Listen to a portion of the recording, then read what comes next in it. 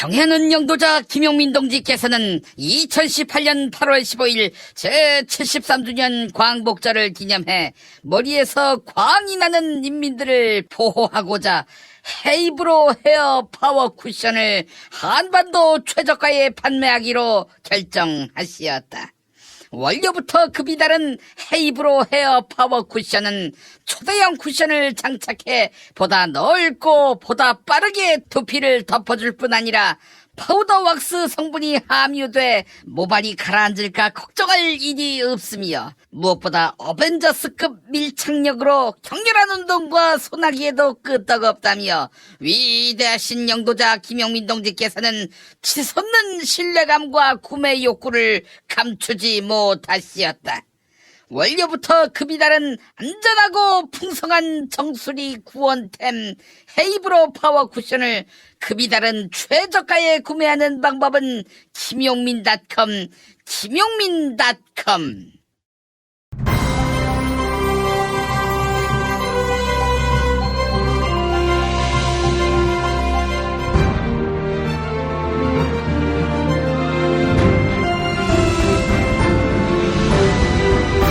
2018년 8월 14일 화요일 김용민 브리핑 2부입니다.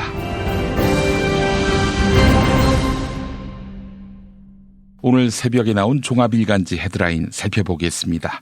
대부분의 언론이 문재인 대통령과 김정은 조선 국무위원장의 3차 평양 정상회담 개최 소식을 다루고 있습니다.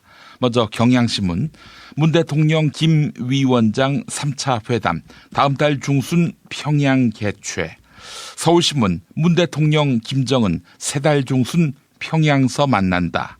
세계일보, 남북정상회담 9월 평양서 열린다. 국민일보, 남북정상 4달 평양서 만난다. 이렇게 제목을 달았습니다. 남북이 문재인 대통령과 김정은 조선 국무위원장의 3차 남북정상회담을 평양에서 개최하기로 합의했습니다. 구체적인 날짜를 공개하지 않았지만 9월 중순쯤 열릴 가능성이 높은 것으로 전해졌습니다. 비핵화와 종전선언을 둘러싸고 교착 상태에 있는 조선과 미국의 관계에 돌파구가 마련될 수 있을지 주목됩니다. 이번엔 중앙일보, 구구절 지난 9월에 평양서 정상회담, 조선일보, 구구절에 막혔나 날짜 빠진 정상회담, 한국일보, 남북 평양회담 날짜 빈칸, 연막탄 뿌린 북한, 한겨레, 남북 9월 평양 정상회담 합의, 북한 관계 개선 장애물 제거 요구, 이런 제목입니다. 조선은 정권 수립 70주년인 이번 구구절을 체제의 강고함을 알리는 계기로 삼아 대대적으로 준비하고 있는데요. 이에 따라 구구절 행사 이후에 정상회담을 하는 방향으로 가닥을 잡은 것으로 풀이됩니다. 한편 조선 측은 어제 고위급 회담에서 남북관계의 개선을 가로막는 장애물을 제거해야 한다, 이렇게 밝혔는데요. 남쪽이 국제사회의 대북 제재를 이유로 남북 경제협력 사업 추진에 소극적인 점을 문제 삼은 것으로 풀이됩니다. 마지막으로 동아일보, 입국장 면세점 도입 검토, 규제혁신 릴레이, 이렇게 제목을 달았습니다. 문재인 대통령이 입국장 면세점에 대한 도입 방안을 검토하라, 이렇게 지시했습니다. 해외여행 3천만 명 시대를 눈앞에 두고 있는데 입국장 면세점이 없어서 관광객들이 불편을 겪고 있다는 이야기인데요. 네, 정말 관광객들이 불편을 겪고 있는지, 왜 동아일보가 입국장 면세점 도입을 강력하게 언플하고 있는지 그 맥락도 주목됩니다. 이상 오늘의 헤드라인이었습니다. 일부에서도 말씀드렸습니다마는 저희가 내일은 광복절 공휴일을 맞아 하루 방송을 쉽니다. 애청자 여러분의 많은 이해를 바랍니다. 광고 듣고 뉴스 브리핑으로 이어가겠습니다. 다이어트는 결국 먹는 게 문제다! 문제긴 하지. 매끼 식단 챙기기도 번거롭고 빼도 금세 다시 찌고. 아직도 몰라? 비타샵 다이어트를 해봐. 안 그래도 궁금했는데 어떻게 뺀 거야? 몇 개월 한 거야? 몸에는 안 나빠? 물어 뭐래. 비타샵 가봐. 같이 해. 1522-6648 혹은 비타샵을 검색해주세요.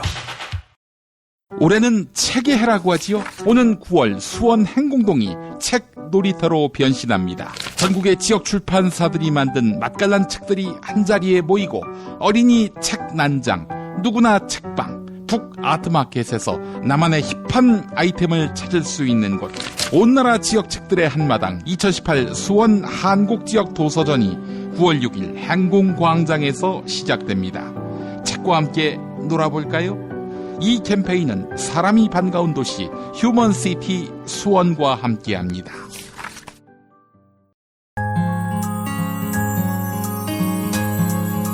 당신의 정직한 뉴스 보좌관 김용민과 주파수를 맞춘다. 새로운 아침 특별한 선택 김용민의 뉴스 브리핑. 김용민의 뉴스 브리핑. 배우 고 장자연 씨가 사망하기 전 1년치 통화 내역이 사라진 것으로 확인됐습니다. 누구에게 술 접대 및 성접대를 했는지를 밝혀줄 수사 기록이 검찰청에서 사라진 것입니다. 수사 기록이 자연 유실될 가능성은 거의 없으니 누군가 고의로 빼낸 의혹이 짙은 상황입니다. 특히 통화 내역은 보관 연한이 길지 않아 다시 조회할 수 없기 때문에 진상조사에 큰 걸림돌이 될 것으로 보입니다. 2009년 수사를 받았던 스포츠조선 전 사장은 당시 방 사장의 아들과 장자연 씨가 통화한 내역을 빼내느라 혼났다는 이야기를 조선일보 기자로부터 들었다. 이렇게 주장한 바 있습니다. 사라진 통화 내역은 검찰과 법원에서 옮겨가며 보관해온 만큼 검찰과 법원 관계자에 대한 진상조사가 불가피할 전망입니다. 한국일보 보도였습니다. 허익범 특별검사팀이 고 노회찬 의원 수사에 이어서 또다시 곁가지 수사를 하고 있습니다. 송인배 청와대 정무비서관은 청와대에 들어가기 전 시그너스 컨트리 클럽 웨딩 사업 부서에서 이사로 근무한 바 있는데요. 이 시그너스 컨트리 클럽은 고 노무현 전 대통령의 오랜 후원자였던 고 강금원 창신섬유 회장이 소유했던 회사였습니다. 특검은 송인배 비서관이 업무는 하지 않으면서 급여 명목으로 불법 정치자금을 받아간 것은 아닌지 의심하고 있습니다. 하지만 송인배 비서관은 고 강금원 회장이 세상을 떠나기 1년 전인 2012년부터 지난해 청와대에 들어가기 전까지 근무했습니다. 특히 이 회사는 드루킹과 아무 관련이 없는 곳입니다. 더불어민주당이 특검이 오는 25일 수사 종료를 앞두고 성과를 내기 위해 무리한 수사를 하고 있다. 이렇게 강하게 반발했습니다. 고 강금원 회장은 이명박 정권 시절 이른바 노무현 전 대통령을 겨냥한 표적 수사의 최대 피해자였다는 점에서 여권의 반발이 더욱 클 것으로 전망됩니다. 한겨레 보도였습니다. 검찰이 현직 판사가 연루된 사건을 3년 넘게 장기 미제건으로 묵힌 것으로 확인됐습니다. 2015년 7월 서울 변호사회는 한 현직 판사를 변호사법 위반 혐의로 고발했습니다. 문제의 현직 판사는 재판 업무를 보조하는 재판연구원을 지내다 2014년 대형 로펌에 취직한 바 있는데요. 재판연구원으로 근무하던 동안 소속 재판부에 접수된 민사사건을 대형 로펌에 취업한 뒤 수행한 혐의를 받고 있습니다. 하지만 3년여 시간이 흐른 데 비해 조사는 별다른 진척 없이 지연됐습니다. 특히 현직 판사에 대한 사법 처리 여부 결정은 아직도 나지 않고 있습니다. 검찰이 법원과의 관계를 의식해 사건을 늑장 처리하고 있다는 의혹이 제기됩니다. 이상은 한국일보 보도였습니다. 홍익대 누드 크로키 수업에서 남성 모델의 누드 사진을 찍어 유포한 여성에게 징역 10개월의 실형이 선고됐습니다. 판사는 피고인은 피해자에게 회복할 수 없는 인격적 피해를 주었다. 남성 혐오 사이트에 피해자의 얼굴이 그대로 드러나게 해 심각한 확대 재생산을 일으켰다. 이렇게 실형 선고의 이유를 들었습니다. 특히 재판부는 피해자가 남자냐 여자냐에 따라 처벌의 강도가 달라질 수는 없다. 이렇게 강조했는데요. 여성계에서는 그동안 불법 촬영 범죄에 대한 사법부의 솜방망이 처벌과는 결이 다른 이례적인 판결이다. 이런 목소리가 나옵니다. 신속한 경찰 수사부터 엄격한 법원 판결까지 이상적이면서도 이례적인 판결이라는 것인데요. 실제로 한국여성변호사회의 연구에 따르면 지난해 불법 촬영 범죄자에 대해서 실형이 선고된 경우는 약 5%에 불과했습니다. 이번 판결은 동일 범죄, 동일 처벌 요구의 기폭제가 될 것으로 보입니다. 한겨레 보도였습니다. 국군기무사령부 백기무부대장을 지낸 민병삼 육군대령은 최근 기무사 계엄검토 문건과 관련해 송영무 국방부 장관과 진실공방을 벌인 바 있는데요. 민병삼 대령을 상관 모욕죄로 처벌할 수 있는지 국방부가 내부 검토에 들어간 것으로 알려졌습니다. 국회 증언의 경우 국회의원의 요구에 따른 답변이었기 때문에 처벌은 어렵습니다. 하지만 국회 증언 이후 민병삼 대리형이 몇몇 언론과 개별 접촉해 자신의 주장을 전달한 것은 상관 모욕죄를 적용할 수 있다는 것입니다. 또한 송영무 장관과 진실공방을 벌였던 이석구 전 기무사령관의 경우 이미 경질됐는데 민병삼 대령만 처벌하지 않는 것은 앞뒤가 맞지 않다는 지적도 나옵니다. 현재 민병삼 대령은 기무사 부대원 교육기관인 기무학교로 전보 조치된 것으로 확인됐습니다. 한국일보 보도였습니다. 경기도가 남경필 지사 시절에 이루어진 불법 행정에 대해 특별조사를 실시합니다. 정종삼 전 민선 7기 인수위 기획단장은 경기도 정책과 사업 전반에 대해 분석한 결과 약 20건의 불법 의혹이 드러났다. 이 가운데 8건에 대해서 경기도가 철저하게 검증해 줄 것을 요구한다. 이렇게 밝혔습니다. 먼저 경기도 시공사는 따복하우스와 따복하우스 홍보를 위한 모델하우스 신축 사업에서 특정 업체의 일감을 몰아준 의혹이 제기됐습니다. 또한 용인 영덕지구의 기업형 임대주택 사업은 남경필 지사의 임기 3일을 남겨두고 승인됐는데요. 이에 특정 기업에 막대한 개발 이익을 제공했다는 의혹이 제기됐습니다. 위법 여부에 따라 법적 조치도 뒤따를 전망이어서 파장이 예상되는데요. 이에 대해 남경필 전 지사의 한 측근은 중앙정부처럼 적폐청산에 매몰되면 경기도마저 흔들리게 된다. 이렇게 밝혔습니다. 한국일보 보도 전해드렸습니다. 여야가 교섭단체 특수활동비를 완전 폐지하기로 합의했습니다. 특수활동비 유지 입장을 보이던 더불어민주당과 자유한국당이 국회의원 특권이라는 비판 여론에 밀려서 폐지 쪽으로 결정한 셈입니다. 국회에서 있었던 자유한국당 김성태 원내대표의 설명 들어보시죠. 국회 차원에서 특활비 폐지는 완전히 합의를 이뤄냈고 그 구체적인 특활비 폐지에 따른 제도 개선 방안은 국회의장에게 일임을 했습니다. 그래서 아마 금주 목요일에 국회 차원에서 특활비 제도 개선 방안에 대해서 국회 차원에서 입장이 국민들에게 밝혀질 겁니다. 대표님, 그 특활비를 폐지하는 대신에 꼭 필요한 부분에 대해서는 업무 수준비를 늘리려는 방안을 좀 고려를 하고 계시는 건가요? 그런 상세한 내용에 대해서는 교섭단체 간에 의견을 주지는 않았습니다. 하여튼 교섭단체 간에는 국회 차원에서의 특활비 폐지는 완전히 합의를 이뤄내고 앞으로 어떤 경우든 특활비를 지급받는 경우는 없어집니다.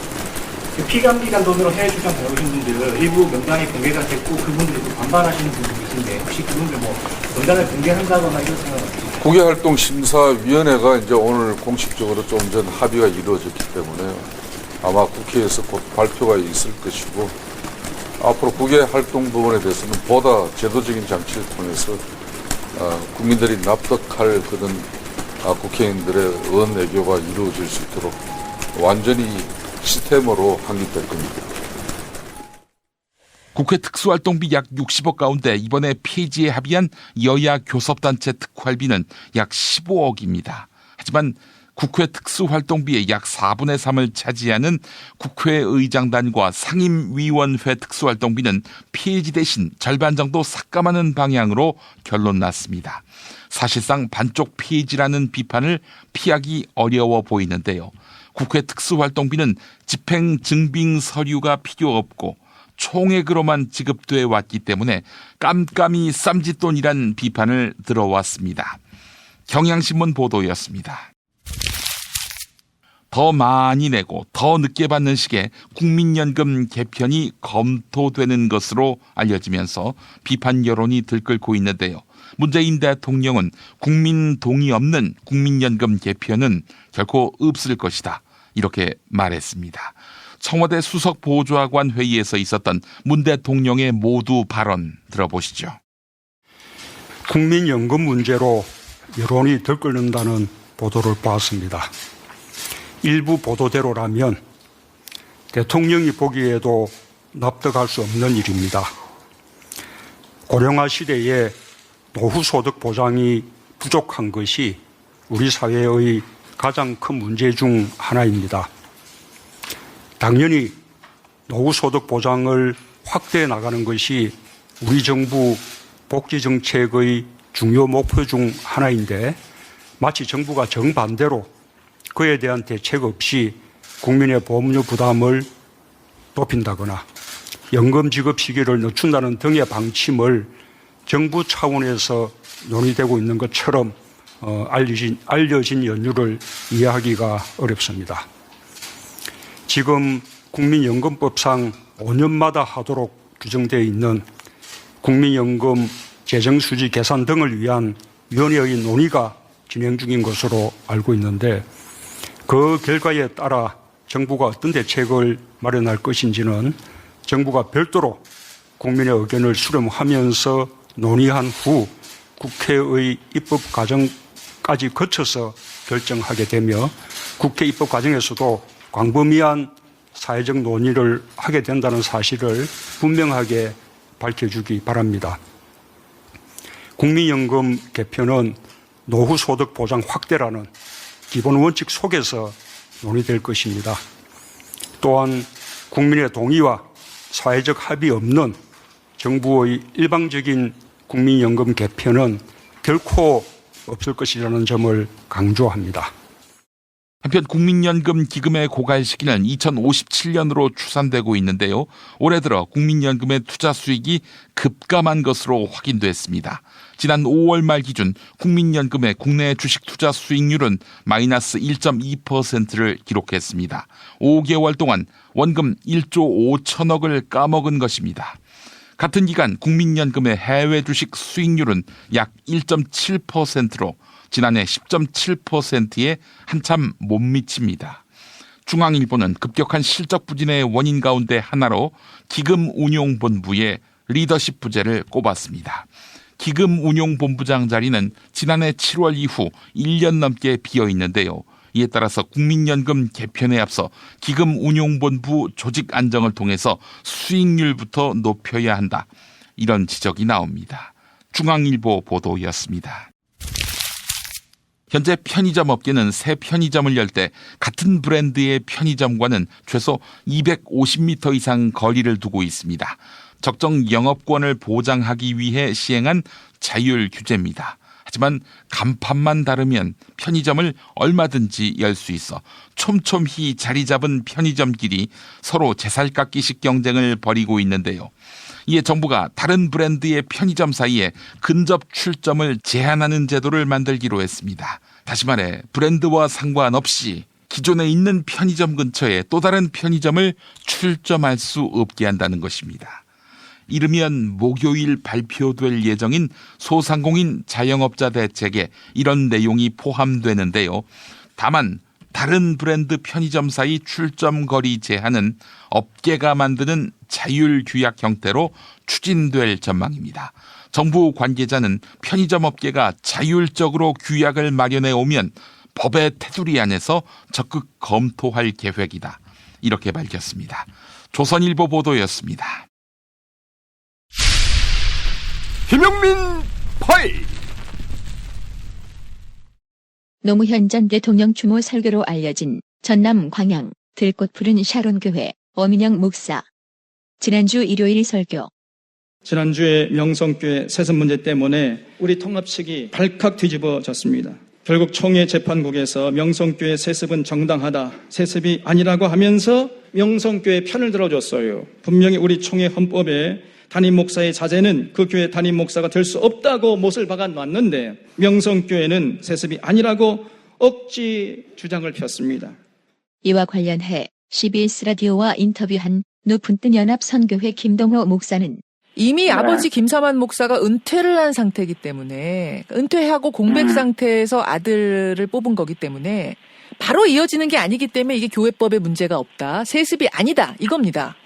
그 세습 금지법을 만든 거는 아버지의 대를 이어서 하지 말자는 건데 명성교회처럼 해석을 한다면 세습을 못할 때가 어디 있겠어요. 다 명성교회 하는 식대로 먼저 은퇴 안 해 몇 달이라도 비었다가 하면 세습이 된다면 그 애를 장난이지.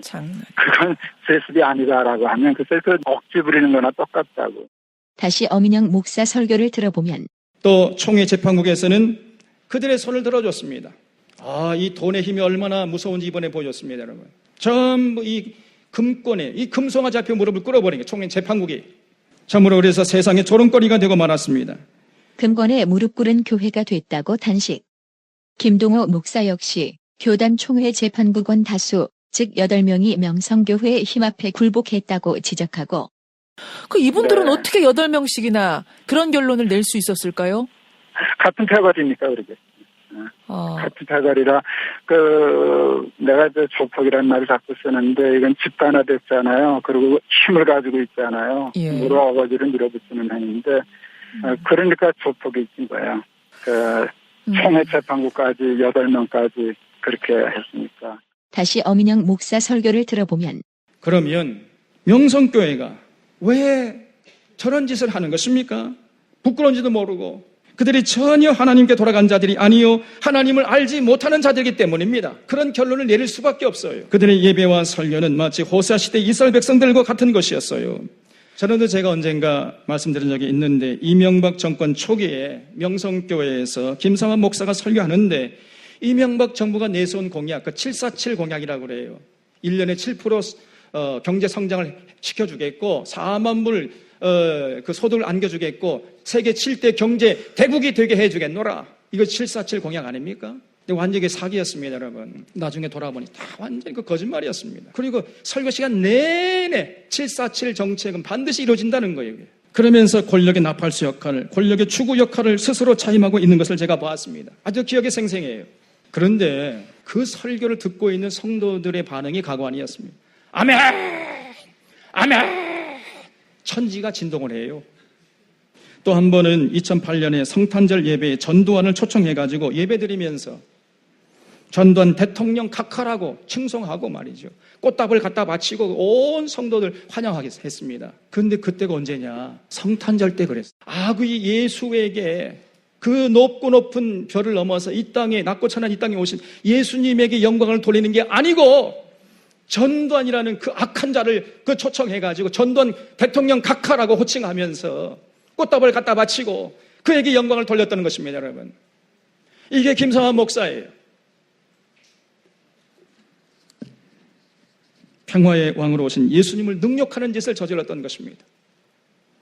또한 박근혜 전 대통령을요, 페르시아 제국을 건설한 고레즈 같은 위대한 대통령이 될 것이다, 이렇게 칭송해 마지 않았습니다. 박 대통령님은 가정이 없습니다.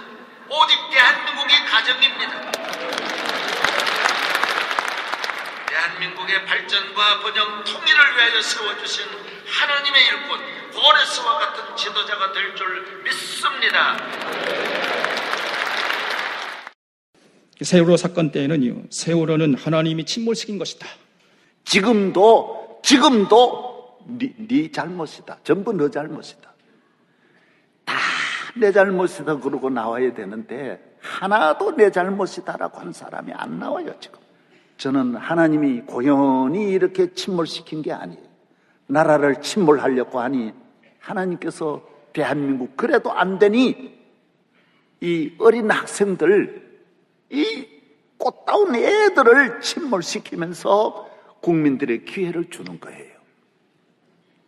무슨 누구 책임 지금 이런 식으로 수습하지 말고 온 나라가 다시 한번 반성하고. 그래서 박근혜 대통령 편을 들었어요. 그래서 아주 그냥 인터넷상에서 이 젊은이들 공분을 샀습니다. 그 교회를 그저 저것들 다 쓰러뜨려야 된다. 저거 교회에 먹칠을 해버렸습니다. 여러분. 그동안 김삼환 목사는 정권에 밀착해서 권력자들의 안색을 살피기에 여념이 없었습니다. 그들의 편에 서서 그들의 죽은 노릇을 해왔던 거예요. 그리고 교인들은 그런 거짓 선자에게 환호하고 있는 것입니다. 그러니 그들의 예배와 설교와 기도와 헌금이 전부 하나님을 기쁘게 하는 것이 될 수가 없는 것이고 오히려 하나님의 분노만 자아내고 있는 것이에요. 한마디로 말씀드리면 저들이 자기들은 하나님께 나가서 예배드리고 있다고 생각하지만은 실상은 발 앞에 가서 발을 섬기고 있는 것이단 말이죠. 여러분 그런 모습이 보이십니까? 우리 사랑하는 교우들은 이런 엉터리 교인들, 엉터리 교회가 되지 않기를 바랍니다. 김동호 목사 역시 명성교 하나 무너지는 문제가 아니거든요. 이 일 때문에 지금 총회가 기강이 안 서고 또 많은 사람들이 실망해서 교회 떠나고 그러는 문제인데 교인들이 결정했으면 그냥 결정해가지고 총회 밖으로 나가라 그랬어요. 나가라. 교단을 그럼 아예 떠나서 개별로 살아라. 이 말씀이세요? 그럼 나가 놀면 되잖아. 나가서 놀아라. 지금 교단 내 분위기가 실제로 술렁술렁합니까? 어떻습니까? 술렁술렁 해야죠. 그럼 아마 가만히 있으면 안 될 거예요. 저는 생각할 때 명성교회 또 거기 참여한 사람들이 있지만 총회가 문제라고 생각해요. 그리고 만약 술렁술렁 안 하고 이걸 그냥 우야무야 넘어간다면 지나간 사람들조차도 같이 빙범자가 되는 거예요. 세상을 발칵 뒤집어 놓은 명성교회. 이 교회 지난 일요일 풍경은 예장통합총회 재판국이 명성교회 부자 세습이 적법하다는 판결을 내린 뒤 첫 번째로 맞은 주일날 명성교회는 여느 주일 예배와 별반 다르지 않은 모습이었습니다. 다만 주보의 예장통합총회 재판국의 판결 소식과 함께 기도해 주신 모든 분들에게 감사하다는 인사말 정도만 짧게 실렸습니다. 메시지를 전한 김하나 목사, 예장통합총회 재판국의 판결을 2번 정도 언급하며 흔들리지 말 것을 강조한 김 목사는 이럴 때일수록 오직 하나님만 바라보자고 강조했습니다. 명성교회 세습 인정 판결 이후 한국교회를 향한 세상의 시선은 싸늘하기만 하지만 정작 명성교회는 여느 때와 다름없는 평범한 주일을 보냈습니다. CBS 뉴스 이승규입니다. 운전자를 위한 꿀팁 7,000원 운전자 보험 카페. 알고 계세요? 교통사고가 나면 형사합의금, 벌금, 변호사 비용 이거 자동차 보험에서는 보장 못해요. 운전자 상해까지도 책임져드리는 7,000원 운전자 보험 카페. 버스, 택시, 트럭 등 영업용 차량 운전자를 위한 12,500원 운전자 보험 카페도 있습니다. 실손, 부모님 건강, 자녀 보험도 안내해드립니다. 02849-9730 연중 무휴라 언제든 02849-9730 골반 잡자 바로 잡자 바디로직 허리 통증 바로 잡자 바디로직 몸매 교정 바로 잡자 바디로직 자세가 좋아지는 골반 교정 타이즈 바디로직 검색창에 골반 교정 바디로직 삐딱한 남성 골반 허리에도 역시 바디로직입니다. 바디로직의 효과를 못 느끼셨다면 100% 환불해드립니다. 자세한 환불 조건은 홈페이지를 참조하세요. 중고차죠? 네. 그런데 이 차 진짜 있는 거 맞죠? 정말 이 가격에 살 수 있는 거죠? 아이, 그럼요. 빨리 오시면 됩니다. 여러분 이거 다 거짓말하는 걸 아시죠? 더 이상 속지 마세요. 허위 매물에서 우리의 가족과 이웃을 지키는 더불어 중고차. 직영 정비소를 운영하여 더욱더 믿음이 가는 더불어 중고차. 카카오톡 검색창에 더불어 중고차를 검색하시거나 1661-3363 1661-3363으로 전화주세요.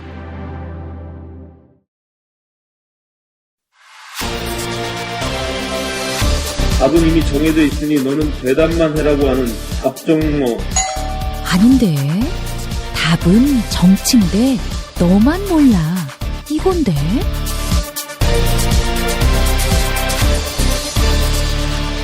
국민보좌관 김성회의 답정너.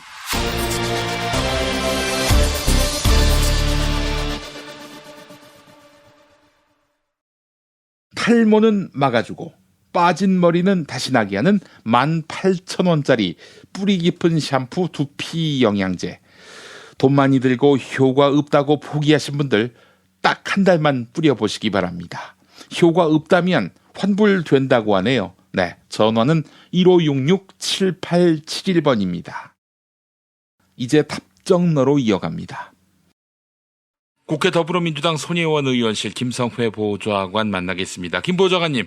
네, 안녕하세요. 네, 국민연금 문제 사실 2004년에도 똑같은 문제로 소란이 있었고요. 그로부터 14년이 지났는데 달라진 게 없어요. 국민연금이 몇 년도에 고갈된다. 앞으로 더 내고 덜 받고 늦게 수혜를 입어야 한다. 그 논란 때문에 2004년에도 시끄러웠는데 14년 동안 아무런 진척이 없었던 모양이죠. 이 문제에 대해서는 몇 가지 좀 사전에 알아두셔야 하는 것인데 좀 복잡하지만 설명을 드려보겠습니다. 네. 일단 연금은 부가식이 있고 적립식이 있습니다. 네. 우리나라가 채택하고 있는 것은 적립식이고요. 가입자가 연금을 내면 국가가 물론 그 돈을 예산으로 쓰긴 하지만 어쨌거나 그 돈을 저금하는 개념으로 갖고 있는 거예요. 그래서 그 저금을 10년 이상 한 사람에게 국민연금을 주는 권한을 만들고, 그 다음에 연금을 탈 나이가 되면, 나이마다 조금씩 다릅니다만 어쨌거나 최근에 30, 40대들은 전부 다 65세부터 연금을 받도록 되어 있습니다. 근데 이 연금을 받으면서, 이게 내가 모아놓은 돈을 내가 다시 쓰는 거지라는 생각을 하고 계실 텐데, 그게 그래서 이제 적립식이라고 하는 것이고요. 예. 이 경우에는 국민연금관리공단이 그 적립된 연금을 다 가지고 있어야 합니다. 그래서 그 연금의 규모가 인구가 늘어날수록 부지기수로 늘어나게 되고, 또 그 연금 들어온 것만 가지고 관리를 해야 하니까 그 연금이 바닥날 경우에는 문제가 생긴다라는 생각을 할 수밖에 없게 되는 겁니다. 그래서 국민연금의 고갈에 대한 이야기가 계속 심심치 않게 나오고 있는 것이 지금 사실인데요. 예. 그런 반면에 또 부가식이라는 것이 있습니다. 부가식은 뭐냐 하면 그냥 연금은 내는 거예요. 너는 연금 낼 나이가 됐으니까 연금을 내. 그러면 그 해에 그 연금을 다 모아서 모인 연금을 가지고 그 해에 받으셔야 되는 분들에게 나눠주는 겁니다. 대부분의 나라는 부가식을 선택을 하고 있습니다. 우리나라가 적립식으로 할 수밖에 없었던 이유는 국민복지라는 것이 국민들의 머릿속에 각인이 되어 있지 않던 80년대에 너 30년 있다 돈 탈 거니까 지금 돈 내라고 이야기를 하니까 사람들이 그걸 못 받아들인 거죠. 그리고 이런 얘기가 너무 제가 구식이 되는 것 같아서 좀 그렇긴 한데, 옛날엔 어르신들 모시고 환갑잔치 했잖아요. 김 PD님도 환갑잔치 가보신 적 있으시죠? 예, 그렇죠. 근데 왜 환갑잔치를 했는지 아시지 않습니까? 그때는 환갑까지 살아있는 게 쉽지 않은 일이어서 잔치를 한 것이었거든요. 그렇죠. 예. 이게 그렇게 먼 과거의 일이 아닙니다. 그래서 80년대만 하더라도 80년대 30대, 40대는 내가 70, 80까지 살 수 있을 거야라는 생각을 사실 하기 어려웠고, 그래서 그때는 공무원 연금도 퇴직을 하면 그 순간부터 바로 지급을 해준 것이고, 한 60 넘어서 한 2, 3년 살다 죽을 건데 내가 왜 20년, 30년 동안 연금을 내야 해라는 국민적 저항이 있었던 것이 사실이죠. 이런 문제가 있었기 때문에 사람들이 부가식을 받아들이지 못했고, 그때 그 현실에 맞추어서 저희가 이제 적립식이란 제도로 한 겁니다. 그럼 이제 공무원들 입장으로 이번에 이제 돌아가 봅시다. 공무원으로 돌아가면 이제 보건복지부에서 연금 관련돼서 이런저런 일들을 다 맡아서 하는데요. 그럼 이 사람들 계산기 두들길 거 아닙니까? 그럼 제가 조금 전에 말씀드렸지만 불과 지금으로 30년 전에 우리의 평균 수명이 얼마가 될지, 국민들의 정서상 평균 수명에 대한 기대치, 이런 걸 잘 몰랐던 거 아닙니까? 그래서 우리가 어영부영 하다가 지금 그렇게 30년이 지났고 지금 와서 또 이런 정책을 세우는데 앞으로 50년 후를 프로젝션을 해서 뭔가를 만드는 겁니다. 그러면 우리가 그때까지 인구 구성은 어떻게 할지 이런 것에 대해서 데이터를 뽑는 건데 데이터가 쉽게 뽑아지지 않거든요. 지금 30년 전에 인구가 이렇게 출산율이 낮아질 거란 예상을 어떤 학자가 했습니까? 사실 돌이켜보면. 예. 그래서 우리가 둘만 낳아 잘 기르자다, 뭐 하나만 좋다 그러다 이제 와서는 또 둘 낳아라, 셋 낳아라, 지금 계속 정책이 왔다 갔다 하는 거 아닙니까? 이것은 나쁜 의미에서 드리는 말씀이 아니라 국가의 정책이라는 게 20, 30년 후에 어떻게 된다는 것은 20, 30년 후가 되어봐야 아는 측면이 있는 것이거든요. 그래서 제가 어제도 말씀드렸습니다만 중앙일보의 57년 후 기금 고갈, 그 기사는 1961년에 나왔으면 2018년에 얘기에 해당되는 건데 2018년에 무슨 일이 일어날지 1961년에 안다는 게 가능했습니까? 가도 않긴 한 얘기고요. 그런 상황이라는 거죠. 그래서 그런 상황을 말 그대로 영혼 없이 고려한 보건복지부가 이런저런 안을 내놓았던 것이고, 거기에 대해서 보수 정권이 얼씨구나 하고 달겨들었고, 제가 어제도 말씀드렸습니다만 국민연금이라는 자기 밥그릇 문제, 국민들이 가장 예민하고 민감하게 받아들이는 주제인 거죠. 그렇기 때문에 보수 언론이 지금이 기회다 생각하라고 확 친 겁니다. 뭐 보건복지연구원이라든지 여러 곳에서 그런 위원회에서 이런저런 안들을 만들고 국리를 하고 있는 것이 사실이겠죠. 하지만 어제도 쭉 말씀드렸습니다만 그 중간에 거쳐야 되는 과정이 왔는데 여간에 그러한 것에 대해서 이것이 문재인 정부가 네 주머니 쌈짓돈을 털어가려고 하고 있어요 라는 얘기를 한 것이고요. 거기에 대해서 문재인 대통령이 어제 정확하게 명토 박았습니다. 국민연금 문제로 여론이 들끓는다는 보도를 보았습니다. 일부 보도대로라면 대통령이 보기에도 납득할 수 없는 일입니다. 고령화 시대에 노후소득 보장이 부족한 것이 우리 사회의 가장 큰 문제 중 하나입니다. 당연히 노후소득 보장을 확대해가는 것이 우리 정부 복지 정책의 중요 목표 중 하나인데 마치 정부가 정반대로 그에 대한 대책 없이 국민의 보험료 부담을 높인다거나 연금 지급 시기를 늦춘다는 등의 방침을 정부 차원에서 논의되고 있는 것처럼 알려진 연유를 이해하기 어렵습니다. 라고 해서 문재인 대통령이 확실하게 이야기를 했습니다. 참 다행스러운 말씀인데, 근데 사실은 지금 그 나온 안들, 그 안들 외에 새로운 답을 찾을 수 있겠는가 하는 또 의구심도 있어요, 사실은. 다시 말씀드렸지만 공포 마케팅인 거예요. 60년 후에 망할지도 모른다라고 하면서 국민연금 올리자라고 주장하는 것은 이것은 말이 안 된다는 거죠. 그것은 20, 30년 정도를 내다보고 계획을 짜고 거기에 맞춰서 일을 하면 되는 것이고요. 부족하다면 재정을 투입하면 되는 문제입니다. 국민연금이 모자란다면 노인 기초연금을 올리면 되는 거죠. 그래서 제가 조금 전에 말씀드렸습니다만 80년대 연금 논의할 때 연금이라는 개념, 국민복지라는 개념을 전혀 이해하지 못하는 국민들 대상으로 설득하다 보니까 당신들이 낸 돈을 저금했다가 이자까지 왕창 붙여갖고 가장 좋은 조건으로 돌려드릴게요. 라는 게 국민연금의 취지로 사람들이 이해한 거거든요. 예. 근데 여기서 맹점이 생긴 것이 무엇이냐 하면 1980년대에 이미 국민연금에 가입할 수 없었던 50대 이상의 사람들입니다. 이 사람들은 국민연금이라는 제도가 없었고 낼 돈이 있다고 하더라도 낼 수 있는 방법이 없었거든요. 그리고 이분들의 노후는 아무도 책임지지 않은 채 버려진 겁니다. 원래 정상적인 국가였다고 한다면 1980년에 국민연금제를 실시하면서 부가식으로 해서 그때 돈을 버는 사람들이 60세 이하의 사람들이 낸 돈을 그 당시 노인분들에게 드렸었어야죠.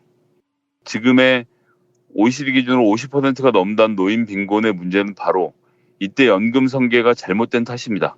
근데 뭐 연금 설계자만을 탓을 할 수 없는 게 그 당시의 사회 분위기, 그리고 연금이라는 게 뭔지 모르는 이런 상황에서 고육주책이었다는 측면이 있기 때문에 우리가 그것을 알기 때문에 지금 뭐 10만 원, 20만 원 논의하고 있는 노인연금을 계속 올리고 있는 것 아닙니까? 이런 식으로 그때 그 시기에 맞춰서 대책이라는 게 필요하다는 겁니다. 갑자기 노인들이 이렇게 많아지고 생명이 늘어날 것이라는 예측을 80년에 하지 못했어요. 하지만 그것을 어떻게 탓하겠습니까? 30년 후에 일어날 일을 다 예측할 수는 없는 것이거든요. 그렇기 때문에 60년 후의 미래를 내다보면서 연금을 보수적으로 짜는 것은 이건 옳지 않다고 생각하고 이 문제에 대해서는 전문가들이 더 많은 논의를 하겠지만 어쨌든 공무원들이 하는 논의 외에도 여러 가지 다른 논의들이 일어날 것이고 이런 것들이 모여져서 정부안이 정리가 되고 그것이 국회로 넘어와서 또 여야 간에 여러 가지 이야기들 나누는 과정에서 조정이 되겠죠. 그런 단계를 거쳐서 국회에 넘어와서 국회에서 논의하는 절차까지 밟게 됩니다. 그런 과정에서 혹시 국민연금이 오르게 될 수도 있고 뭐 이런저런 게 있을 수 있지만 그것은 국민들이 공감대를 형성할 수 있는 수준 안에서 일어나는 것이겠죠. 그리고 여기서 제일 중요한 것은 무엇보다도요. 이럴 거 국민연금 때려차라고 말씀하시는 분들 계신데 제가 그것은 확실히 말씀드릴 수 있습니다. 국민연금은 물가 인상률을 고려한 연금이기 때문에 여러분들이 세상에 어떤 사금융에 돈을 넣으셔도 국민연금보다 돈을 더 많이 받아갈 수 있는 방법은 세상에 존재하지 않습니다. 혹시 사채업을 해서 사채로 고리를 뜯으실 게 아니라면 절대 방법이 없습니다. 그렇기 때문에 국민연금은 당연히 존속해야 하는 것이고요. 그 과정에서 어떻게 조정할 것인가에 대해서는 지혜를 모아야겠죠. 하지만 지금 벌어지고 있는 국민연금 논란은 정부가 만든 것이 아니라 바로 보수 언론들이 혹은 어떤 세력들이 청와대에 청원을 올리고 이런 것들이 또 뉴스가 되고 또 연구자들이 흘린 정보들이 모여져서 마치 정부 방침인 양 정해진 것인 양 돌아다니면서 일을 키우고 있다는 것. 이것을 꼭 좀 알아주셨으면 좋겠고 그렇기 때문에 이런 것들이 조정되어가는 과정에서 전 내용이 많이 달라질 것이다. 그런 것들도 좀 함께 지켜봐 주셨으면 좋겠다는 말씀을 드리겠습니다. 지금 국민연금에 관한 국민들의 우려가 무엇인지 문재인 정부가 충분히 인식하고 있고 그 우려를 불식시키기 위한 대안을 찾고 있다. 이렇게 보면 되겠네요.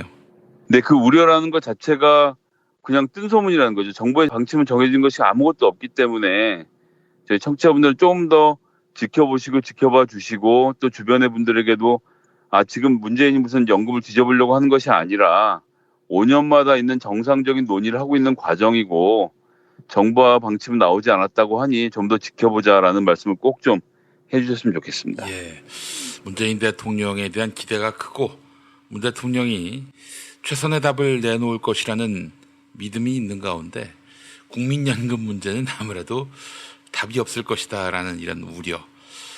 그렇기 때문에 그 우려를 제대로 이해해달라. 또한 그 우려를 불식시키는 최선의 대안을 만들어달라. 이런 차원에서 국민들이 큰 목소리를 내고 있는 게 아닌가 하는 그런 생각을 해보는데 아이고 이건 뭐 사실 포항 앞바다에서 유전이 터지지 않는 이상이야 어떻게 대안을 찾을 수 있을까 그러게요. 그런 생각도 들고 말이죠. 그렇기 때문에 근본적으로는 현행 적립식 제도를 부가식으로 점차적으로 변경해 가는 것을 포함해서 여러 가지 논의가 전 수준 높게 일어나야 한다고 보고요. 그것은 지금 뭐 당장 나올 5개년 계획에선 반영이 되지 못하겠지만 문재인 정부와 그다음 탄생할 정부가 이어가면서 이 논의에 대해서는 좀 계속 함께 고민했으면 좋겠고 연금이나 국민 복지에 대해서 국민들이 느끼게 되고 이게 효능감이 있구나 생각하게 되면 조금 더 정상적인 정책들을 만들어낼 수 있지 않을까 하는 생각을 해봅니다. 알겠습니다. 자, 그나저나 남북 정상회담 언제 열리는 겁니까? 일단 9월 개최는 합의를 본 것 같은데 9월 9일은 북한의 정권 창건 기념일이고 그 날짜에 맞춰갈 수는 없는 것이고 그 이전은 또 어렵다고 하고 근데 또 9월 말에는 유엔 총회가 있고요. 추석 때 다녀오는 건가요? 뭐 그 중간에 논의가 이루어지겠는데 뭐 추석 때도 전 유력하다고 보고요. 실무회담들을 좀 진행을 해봐야 알겠는데 어쨌든 이 상황을 돌파해야 된다. 또 유엔에서 어떻게든 잘 모여서 이야기할 수 있는 계획들을 세워야 한다라는 것에 대해서는 이야기를 충분히 나눌 수 있는 상태로 보기 때문에 조금 어려움이 있더라도 진행을 하면 되는 문제라고 보고요. 네. 외교라는 것은 뭐 정답이 없습니다. 되는 대로 또 그 순간순간 하나씩 문제를 풀어가면서 또 해결해가면서 진행해야 하는데 이건 뭐 여러 번 말씀드렸습니다만 문재인 대통령만큼 잘 해온 사람이 없습니다. 그렇기 때문에 이 문제는 전적으로 믿고 통수권자라는 것이 이럴 때 자기 역할을 하는 거거든요. 본인의 능력으로 해결하는 것이죠. 그리고 그 해결을 기다리는 것이고 지난번에 뭐 이해찬 의원 하는 얘기 들어보니까 인격 외교라고 하더라고요. 문재인 대통령의 인격에 반한 세계 정상들이 문재인 대통령의 이야기에는 일단 믿음을 보인다는 점. 물론 외교라는 게 믿음 갖고 되는 일은 아니지만 어쨌든 서로 존중해가는 가운데 대책들을 찾아가고 있다는 것을 좀 보면 그냥 뭐 막무가내로 하는 일은 아니니까 그런 과정을 좀 지켜보고 이루어진 결과들을 봐야 된다. 조급증을 낼 필요 없고요. 네. 그리고 그런 속에서도 조금씩 관계가 진전되고 있다는 것. 멀리 갈 것도 없습니다. 지금 7개월 전으로만 돌아가도 전쟁이 난해 만에 뭐 평창 올림픽 때 미사일 쏘네 만에 논쟁이 있던 것이 엊그제 같은데 벌써 이만큼 오지 않았습니까? 예. 그런데 여기서 뭐 한두 달 진도가 안 나간다고 성급하게 생각할 필요는 없지 않겠나 싶습니다.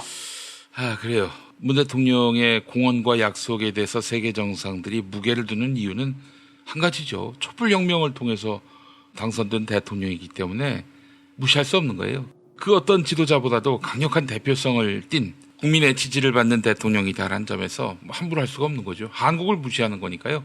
문재인 대통령을 무시한다는 것이. 자, 그래서 사실은 이 동북아시아 한반도 평화 문제와 관련해서 어느 정상도 문 대통령을 이른바 패싱할 수는 없는 것인데, 자, 그런데 말이죠. 사실 북미 관계가 이게 보통 꼬인 관계가 아니기 때문에, 이것도 참 풀어내기 힘든 문제인데, 트럼프 대통령도 본인이 결단한다고 될 문제가 아니라 본인이 뭐 예를 들어서 종전선언을 김정은 위원장과 합의한다 한들 의회에서 파토 내면은 이건 또 뭐 완전히 물거품이 되는 거고 트럼프 본인은 세계적인 망신을 당하는 셈이 되고 북한 앞에서도 면이 안 서는 건데 그래서 지금 이렇게 주저하는 거 아닐까요? 막 북한은 계속 뭔가 행동을 취하는데 미국은 여기에 그냥 말로만 화답할 뿐이고요. 지금 트럼프 대통령도 의회 등에 휩싸여 있는 데다가 뉴욕타임즈 포함해서 언론도 하나도 도와주고 있지 않은 상태라 사실 미국 내에서 일을 풀어가기가 쉽지 않죠. 미국은 특히 의회 허락 없이는 한 발자국도 움직이기 어려운데 감히 트럼프 네가 이 문제를 해결해라는 정서 이걸 무시할 수 없기 때문에 그리고 더군다나 11월에 중간선거에서 빛을 보려면 지금 당장 하고 싶어하는 트럼프와 어떻게든 선거 전에 뭉개고 싶어하는 민주당의 대결이 또 그 안에 포함이 되어 있습니다. 그래서 이 문제는 사실 뭐 좀 조심스럽고 이런 말씀을 드리는 날이 오게 될 거라고 생각 못했는데 트럼프 대통령이 개인기로 잘 돌파해서 민주당을 꺾고 남북관계 개선에 좀 돌파구를 열어줬으면 하는 바람도 있습니다. 그러면 진짜 키즈박스 해야죠. 트럼프 대통령한테. 제가 그동안 트럼프 대통령 비웃고 비판하고 했던 거 진짜 무릎 꿇고 사죄 용의도 있습니다. 아니 뭐 한반도 평화만 된다면은 정말 뭐 벌거벗고 춤출 그런 용의도 있습니다. 정말. 저도 그렇습니다. 알겠습니다. 자, 김성애 보좌관님 수고하셨고요. 우리는 또 모레 만나도록 하겠습니다. 네, 8.15 잘 보내시고요. 또 뵙겠습니다. 감사합니다. 노력한 만큼 내어주는 자연. 그 자연의 마음을 알기에 정성농장 홍삼. 검색창에서 정성농장 홍삼을 검색해주세요. 010-9754-6972. 우토로 마을에는 태평양 전쟁 당시 군 비행장 건설을 위해 강제 동원된 조선인들의 아픈 역사가 있습니다. 우토로 평화기념관 건립을 위해 당신의 참여가 필요합니다. 기억할게 우토로 캠페인 아름다운 재단. 남자를 위한 보양식의 끝판왕이 나왔습니다. 지친 남자를 깨우는 놀라운 힘, 궁금한 남자. 여보. 궁금한 남자. 네이버에서 궁금한 남자를 검색하세요. 1833-6654.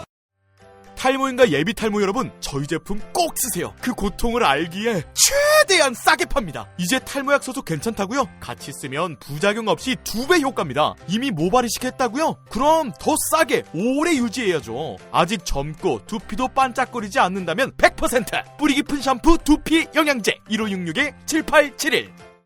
판촉물이나 단체 선물이 필요할 때 이왕이면 우리 편 회사 네피아를 찾아주세요. 인터넷 검색창에 네피아를 치시거나 032-519-4800으로 전화주시면 친절하게 상담해드립니다. 그런데 상품은 뭔가요? 네피아를 가서 고르세요. 3만 가지가 넘는 물품이 있어요.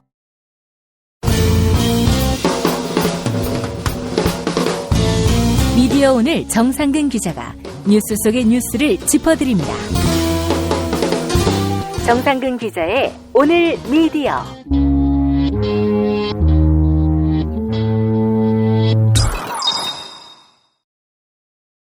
40대 남성 10,000원대, 10살이라면 5,000원대 실손 보험입니다. 40세 여성 기준 월 2만원 치아 보험도 있습니다. 포털 사이트 다음에서 7,000원 운전자 보험 카페 검색해 보십시오. 전화 번호는 016-360-0689 또는 02849-9730입니다. 오늘 미디어로 이어갑니다. 정상근 기자 함께하고 있습니다. 정 기자님? 네, 안녕하십니까? 예, 오늘 어떤 이야기 해볼까요? 네, 혹시 제가 일전에 미디어스 기사를 인용을 해서 조선일보의 3자 기사 전송에 대해서 말씀을 드렸었는데, 기억나시는지 모르겠습니다. 조선일보가 더스타라는 조선일보와는 별도의 법인이 회사의 기사를 퍼와서 무단으로 포털에 전송을 했는데, 네.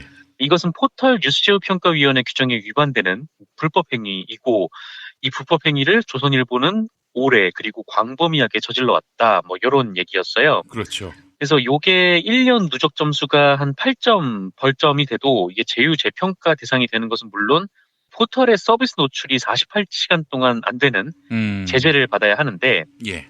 조선일보가 6월 한 달 동안 저지른 규정 위반 벌점을 다 모아보니까 그게 58점이나 됐고, 아마 벌점 누적이 시작되는 올해 3월부터 따지면 한 100점을 넘길 거다, 그런 얘기였습니다. 근데 조선일보가 고의로 그런 게 아니다, 이렇게 몸을 낮추긴 했는데, 그건 상식적으로 믿기 어렵다, 그런 말씀도 좀 드렸었고요. 이것 때문에 조선일보가 일단 48시간 노출 중단 처분을 받았었어요. 그래서 지난달 25일부터 이틀간 실제로 조선일보 기사를 포털에서 읽을 수가 없었습니다. 근데 여기서 이제 끝낼 수만은 없는 게, 이 48시간 노출 제재 외에도 조선일보는 규정에 따라서 포털에 뉴스를 공급할 자격이 있는지 없는지에 대한 재평가를 받아야 하거든요. 예. 이게 6점이면 재평가, 8점이면 48시간 노출 제재니까요. 예. 그리고 이에 대해서 지난주 말쯤에 이에 대한 결론이 나왔는데, 결과는 역시나 조선일보가 살아남았습니다. 아이고, 뭘 기대할 수가 없어요, 기대를 포털한테. 네, 그렇습니다. 근데 궁금은 하잖아요. 대체 어떤 이유로 이게 8점이면 재평가 대상인데 한 100점이나 이게 날려먹었는데 이거를 살려놨을까? 이게 좀 궁금해가지고, 예. 기자협회보를 보면은 이런 내용이 있어요. 올해 3월부터 7월까지 부정행위로 인해서 누적 벌점이 총 6점 이상인 매체 5개를 상대로 진행된 재평가에서 총 2개 매체가 재평가를 통과했다라는 대목입니다. 그러니까 이 조선일보가 벌점이 100점이 아마 넘었을 테고, 이를 압도하는 매체를 좀 찾기가 어려웠을 텐데, 이게 5개 매체를 상대로 제휴평가를 했는데 조선일보가 살아남았다는 거죠. 그러면 다른 매체가 떨어졌다는 건데, 아니 그러면 다른 매체는 대체 벌점을 몇 점을 받았길래 100점이 넘는 조선일보를 뛰어넘었을까? 이런 좀 의구심이 들 수밖에 없습니다. 그리고 이제 기자협회보 기사를 계속 보면요, 지난달 열린 제휴평가위 회의에서 포털사 내 모든 서비스 48시간 노출 중단과 재평가 처분을 받았던 조선일보는 이날 회의에서 재평가를 통과했다. 이 회의 전 9인 이상의 위원들이 보낸 평가 점수 중 최고 점수와 최저 점수를 제외하고 점수를 합산, 이 산술 평균한 결과 100점 만점에 80점 이상을 받아서 콘텐츠 제휴를 유지하게 된 것이다 라고 나와 있습니다. 그러니까 앞에 대체 조선일보는 왜 붙고 다른 매체는 떨어졌을까? 요게 이제 의문이 해소가 되죠. 그러니까 이게 벌점을 통해서 벌점을 기준으로 탈락을 시킨 게 아니라 수영 다이빙 점수 하듯이 제휴평가위원들이 나는 몇 점, 나는 몇 점 해가지고 그거를 이런 식으로 채점을 했다라는 겁니다. 그러면 이게 개인이 그냥 조선일보를 알아서 평가를 했다는 건데, 그러니까 지금 법을 만들어 놓고 이 벌점에 따라서 판결하면 되는 걸 개인의 의사에 맡겨서 임의대로 이제 판단을 했다는 거죠. 그러면 대체 뉴스제휴평가위원회의 규정은 왜 만들어 놨는가? 이게 의문이 들 수밖에 없는 그런 상황입니다. 예. 그런데 이에 대해서 궁금증을 해소할 수 있는 답변이 기자협회보에 또 있더라고요. 기자협회보 취재에 응한 뉴스제휴평가위원회 제재 소위의 한 위원이 이렇게 얘기를 했습니다. 페널티는 이미 48시간 노출 금지로 끝났고 재평가에선 그걸 감안하는 건 아니다. 일사부재리 원칙입니까? 그렇죠. 조선일보가 신규로 CP 제휴를 지원했을 때와 같은 방식으로 점수를 주는 것이다. 정량평가 30%와 정성평가 70%를 토대로 기사 생산량, 저널리즘 품질 요소, 윤리적 요소, 수용자 요소를 고려해서 나온 점수다라고 얘기를 했습니다. 아까 피디님께서 듣자마자 이제 빵 터지셨는데, 예. 이게 어떤 얘기냐면 조선일보의 모든 벌점은 48시간 노출 중단으로 모두 사하여졌다. 이런 얘기잖아요. 예. 그러니까 벌점이랑 아무 상관없이 조선일보만을 놓고 평가를 한 것이다라는 겁니다. 예. 그럼 이게 말이 안 되는 게요. 벌점을 6점이 되면 제휴 재평가를 하고 6점을 넘어서서 8점이 되면은 48시간 노출 중단이 됩니다. 그러면은 이거 제휴사들 입장에서는 어차피 벌점 6점 맞아서 재평가에서 떨어지느니 그냥 아예 한 100점 맞아버리면은 48시간 노출이 중단돼버리면 그냥 끝나는 거 아닙니까? 그렇죠. 예. 그러니까 벌점을 다 털어주고 지금 제휴 재평가를 받는다는 건데 말이 안 되는 기준인 거죠. 그리고 뭐 새로 평가를 하는 것도 좀 문제인 게 기사량 뭐 이런 걸 보고 판단을 한다는 거니까 그러면 앞으로 이 큰 언론사 그러니까 기사 생산량이 많은 언론사는 벌점을 100점을 받든 1000점을 받든 그냥 제휴평가 기준을 위반을 해도 그냥 이틀만 노출 중단하는 걸로 처벌이 끝나는 거라고 볼 수밖에 없는 거죠. 아니 이럴 거면 대체 민중의 소리는 왜 퇴출시켰는지 도대체 이해가 안 가더라고요. 민중의 소리도 그냥 한번 노출 정지 때리면은 벌점이 다시 0점이 되는 거 아닙니까? 그러면 다시 거기서부터 판단을 해야 되는데 그런데 이 민중의 소리를 퇴출을 할 때는 이게 문제가 반복적으로 일어나서 안 된다 뭐 이런 식으로 얘기를 했었거든요. 예, 예. 그러니까 조선일보 기준으로 하면 이 48시간 노출을 중단하고 모든 죄를 사해놓고 민중의 소리는 이 벌점이 이제 쌓여 있기 때문에 이제 제휴평가를 해지한다 뭐 그런 얘기인 거죠. 예. 그리고 더 이해가 안 가는 거는 이 대목입니다. 제재소위위원이 이렇게 얘기를 했는데 평가의 기준이요. 저널리즘 품질 요소, 윤리적 요소, 수용자 요소, 조선일보가 여기에 점수를 다 채웠다 뭐 이런 얘기인데 이게 믿을 수가 없더라고요. 예.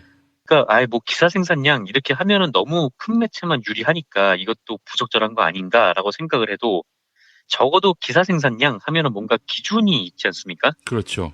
그런데 저널리즘 품질, 뭐 윤리, 뭐 수용자 요소 뭐 이런 거는 무슨 기준으로 점수를 매기는 건지 이해가 안 가더라고요. 그저 가점 줄 때만 필요한 거죠. 그렇죠. 그러니까 제휴평가위원들이 조선일보를 가리켜서 이 조선일보는 윤리적인 매체다라고 하면 그렇지. 조선일보를 전혀 윤리라고 생각하지 않는 우리들은 포털을 통해서 조선일보 뉴스를 봐야 되는 거잖아요. 그렇죠. 네, 이게 진짜 말이 안 되는 거죠. 조선일보가 아름다워 보이면은 윤리적인 점수를 많이 주는 거예요. 네, 그렇습니다. 그러니까 지금 이 포털 뉴스제휴평가위원회가 이런 식으로 뭐 이익단체들이 나눠먹기 식으로 되어 있기 때문에 조선일보는 그냥 업계의 뭐 형님 취급을 갖고 있는 거고 네. 당연히 이 포털에서 빼지를 못하는 거죠. 하지만 이 포털이 사람한테 끼치는 영향력이 엄청남에도 불구하고 우리는 이제 그것 때문에 이제 조선일보의 악영향을 온몸으로 감당해내야 되는 그런 상황에 놓인 겁니다. 어쨌든 뭐 이번 제휴평가 결과 뉴스타파도 콘텐츠 제휴에서 합격을 했고요. 예. 또 검색 제휴에서 퇴출이 됐던 민중의 소리도 다시 네이버 검색 제휴로 돌아오기는 했습니다. 아, 그래요? 네. 그러니까 이제 조선일보를 봐주려고 뉴스타파 입점시키고 또 민중의 소리 기사를 아웃링크를 통해서 볼 수 있도록 해준 거 아니겠어요? 조선일보를 위해서.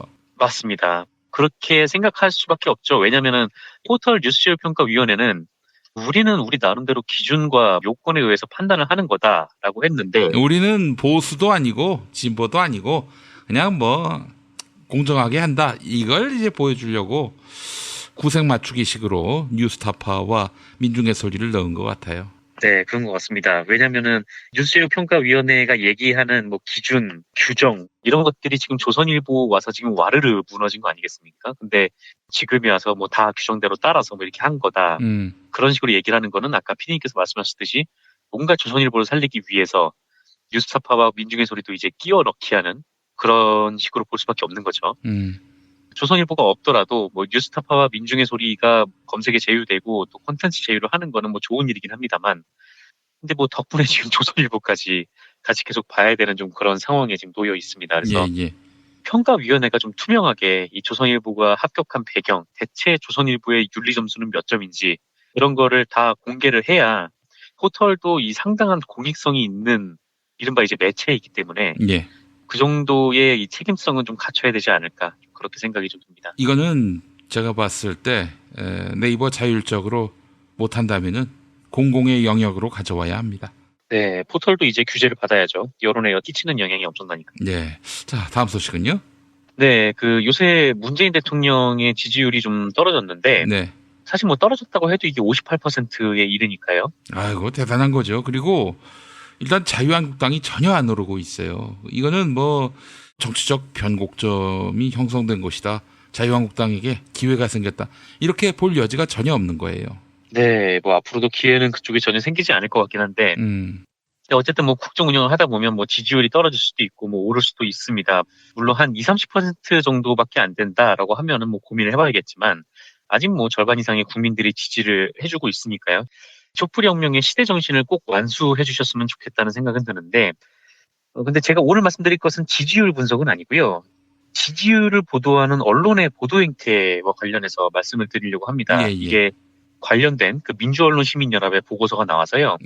재밌는 대목이 꽤 있더라고요. 그래서 그거를 설명을 드리려고 하는데 민주언론시민연합은 박근혜 정부 2년차 2분기 그리고 이제 지금을 비교를 했습니다. 지금 문재인 대통령이 뭐 2년차 2분기에 접어들었으니까 같은 시기를 놓고 비교를 한 거죠. 그런데 그때 상황을 보니까 지지율이 문재인 대통령 그리고 박근혜가 좀 비슷했더라고요. 박근혜는 한 50몇 %에서 출발해가지고 한 60% 정도까지 뭐 조금 오른 상황이었고 문재인 대통령은 집권 초반에 80%가 넘었으니까 그거보다 더 오르기는 거의 불가능하죠. 근데 상당히 좀 떨어진 수준이긴 합니다. 그런데 이 지지율 자체는 비슷하니까요. 어쨌든 당시 언론이 어떻게 보도했는지 쭉 한번 보도록 하겠습니다. 박근혜 씨가 집권 2년차 2분기를 맞은 2014년 4월 조선일보 기사 제목이 어떻게 나왔냐면 박 대통령 지지율 61%, 역대 대통령 2년차 2분기 중 최고라는 제목의 기사가 나왔습니다. 그러면서 이 갤럽이 실시한 역대 대통령 조사에서 취임 2년차 2분기에 지지율이 60%를 넘은 것은 박 대통령이 처음이다. 이렇게 덧붙이기도 했어요. 그리고 이런 제목도 있습니다. 박 대통령 지지율 68.5%, 청와대도 놀랐다. 네, 이거 정말 놀라운 제목이죠. 반면에 문재인 대통령 지지율이 65.6%를 기록했던 지난 3월 10일 조선일보 기사 제목이 이렇습니다. 문 지지율 들쭉날쭉, 확연히 차이가 나죠. 그리고 60% 정도까지 떨어진 이 최근 기사 제목이 이런데요. 문 대통령 지지율 62%, 취임 이후 최저치. 문 대통령 지지율 60%, 취임 이후 최저. 네, 이렇게 강조하는 내용이 담겨져 있습니다. 그러니까 박근혜가 60%일 때는 뭐 안정적이고 예측이 가능한 통치다, 뭐 이렇게 반색을 했던 조선일보가 지금 문재인 대통령의 60%는 불안정한 정치다라고 판단을 했다라는 것이죠. 근데 이런 유치한 짓은 뭐 조선일보뿐만 아니라 중앙일보, 동아일보도 마찬가지인데요. 그런 점에서 이 중앙일보에 굉장히 좀 놀라운 기사가 있더라고요. 이게 중앙일보 김정하 기자라는 사람이 쓴 기자 수첩인데 당시에 이 박근혜 지지율이 62.7%가 나온 모양이에요.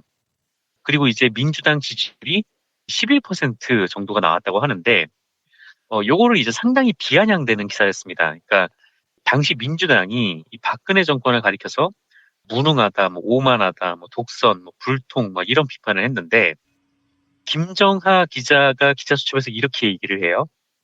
이런 무능, 오만, 독선, 불통, 반민주, 민생 파탄 정권의 지지율이 62.7%인데 민주당 지지율이 11.1%라면 민주당 앞에 어떤 수식어를 붙여야 하는 건지 누가 좀 가르쳐줬으면 좋겠다. 네, 이렇게 비아냥거립니다. 그런데 이 문재인 대통령의 지지율이 한 80%가 넘었었잖아요, 예전에.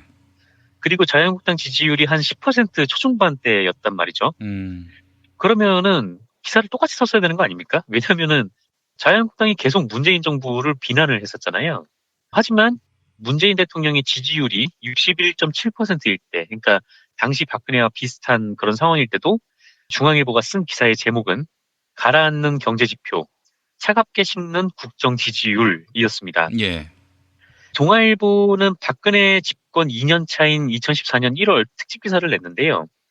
이때 박근혜 지지율이 53%라면서 이렇게 평가를 하는데 지난 1년은 무난했다. 앞으로 더 잘할 것으로 기대한다. 이렇게 평가를 내렸습니다. 그런데 반면에 문재인 대통령의 지지율이 76%를 육박하던 지난 6월에 동아일보가 이런 기사를 냈습니다. 기자 칼럼인데요. 대통령의 세계 2위 지지율이 불안한 이유. 네, 이런 기사를 냈습니다. 그러니까 53%가 무난하고 76%가 불안하면 1%면은 뭐 장기 집권이 가능한 뭐 그런 수준인 건지 이상하죠. 언론이 뭐 물론 이 대통령 지지율을 분석을 하고 뭐 정부가 미처 보지 못한 좀 사각지대를 보여주는 것은 뭐 정말 필요한 일이라고 생각이 드는데 그런 언론이 뭐 어떨 때는 60%가 많다고 하고 또 어떨 때는 뭐 70%가 불안하다고 하고 그렇게 하면은 이게 신뢰가 가겠습니까? 그래서 참 유치하기 짝이 없는 지금 조중동의 행동인데 좀 이런 집단이 뭐 언론 임대하면서 이제 행세하는 것이 정말 우리 사회가 앞으로 나가는데 커다란 걸림돌이 되고 있다. 뭐 이런 거를 좀 새삼 느끼게 되는 내용이었습니다. 네, 알겠습니다. 정상근 기자님 오늘 말씀 잘 들었습니다. 네, 고맙습니다.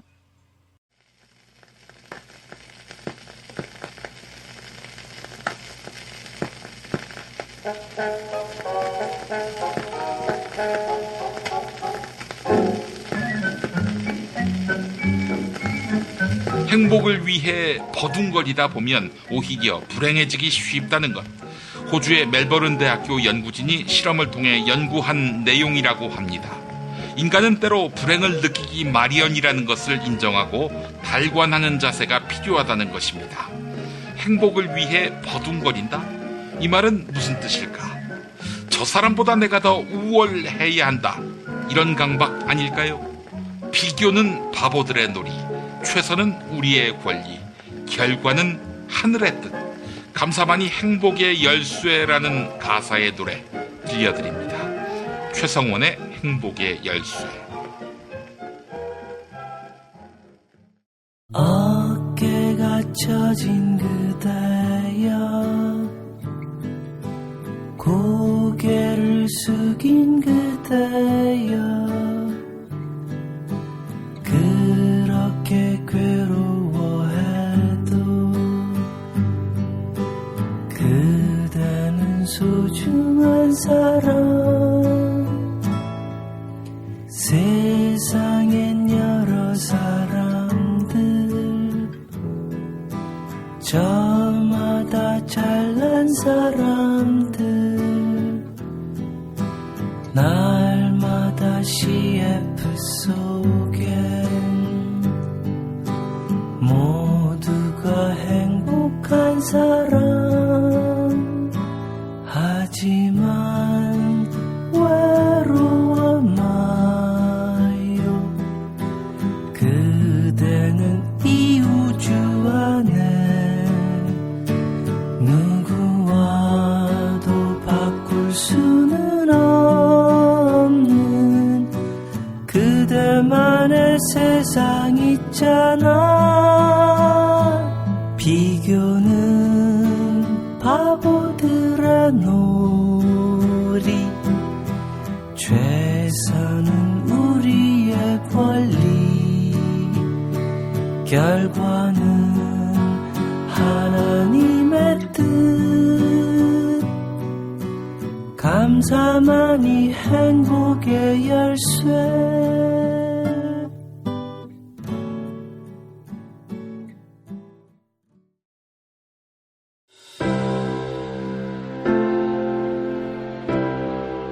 이전에 상상할 수도 없었던 새로운 국면이 조선 대지의 지축을 움직이고 있습니다. 이 민족의 역사가 제 궤도에 올라서서 달리게 시작한다고 하는 느낌이군요. 문익환이 가르쳤고 도울이 배웠던 학교 한신대학교 신학대학원 꿈을 현실로 살아간 선구자를 양성하는 한신신학은 촛불혁명과 한반도 종전선언 이후의 세상을 준비하고 있습니다. 한신신학을 통해 세계의 신학을 깊이 연구하고 더 나아가 시대의 예언자의 길을 걷고자 하는 모든 분들을 환영합니다. 이 새 시대는 문익환 씨의 힘으로 열리는 것이 아니라 바로 여기 모인 여러분들의 힘으로 열리는 거예요. 한신대학교 신학대학원 홈페이지나 02-2125-0108로 문의하실 수 있습니다.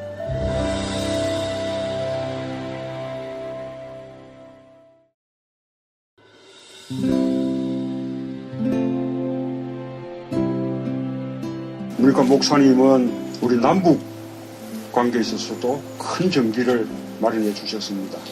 늦봄 문익환 목사 탄생 100주년.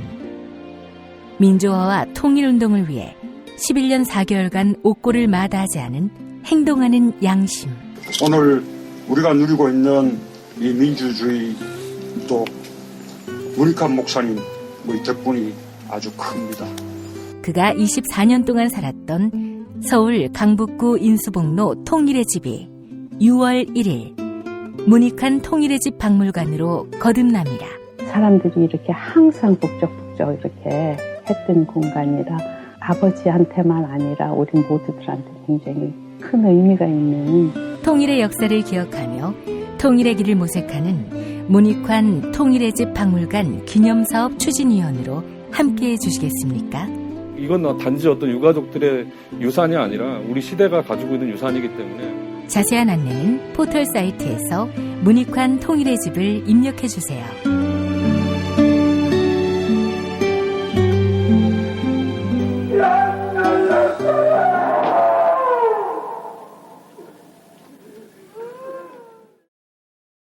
탄핵 때문에 뭐 이야기를 전달을 하려고 해도 길을 막고 듣질 않아요. 해족 수준으로 쪼그라든 한국 보수. 회생의 길은 과연 있을까? 변화된 정치 환경, 갈 길 잃은 보수에게 새로운 희망을 제시한다. 애국 보수의 화려한 부활과 집권을 위한 본격 가이드, 김용민의 신간, 보수를 지켜라. 진중권도 투표하는 보수 정당.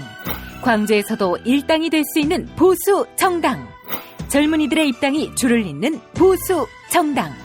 언제까지 민주당 정의당을 부러워만 할 것인가? 부러우면 진다니까? 자유한국당 당원 김용민이 쓴 보수를 지켜라. 이김에서 나왔습니다. 김용민.com 자유 게시판에 올라온 사연 일부 소개합니다. 꽁치 김치찌개님, 개신교 개혁에 대한 의지를 밝혀주셔서 정말 더없이 반갑고 감사합니다. 일부 타락한 보수 대형 교회들을 보면 정말 가슴이 아픕니다. 네, 브레이크아웃님, 드디어 문재인 대통령님이 9월에 평양에 간다고 합니다. 종전선언에 이어서 평화협정 그리고 통일까지 쭉 가자라고 하셨습니다. 네, 8월 14일 화요일 김용민 브리핑 모두 마치겠습니다. 8월 15일 공휴일을 맞아서 하루 쉬고요. 8월 16일자에서 다시 오겠습니다. 애청해주신 여러분 감사합니다.